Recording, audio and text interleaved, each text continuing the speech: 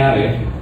Siguro ang latest na lang is there will be initiatives both in Congress and Senate to push for better legislation to guard against fake news, mga troll farm, and anything that would cause confusion. Lalo na ngayon po sa panahon na marami tayong pinagdadaanan, mas nakakadagdag lang yung issue kapag nagkakaroon po ng fake news. Kami po yung biktima ng fake news, sana naman po kayo rin po hindi maging biktima ng fake news.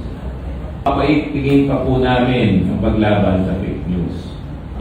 Again, ang position po ng DICT, we protect freedom of expression. Pero pag nakakasakit na po, uma-action naman po kami. Ulitin ko, si Roblox, kinausap po namin, sumunod. Mas protektado na po sa mga bata ang Roblox.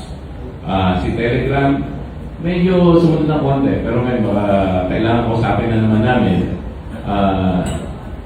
Sa social media po, maraming nakakapaghanap buhay dyan ng tama.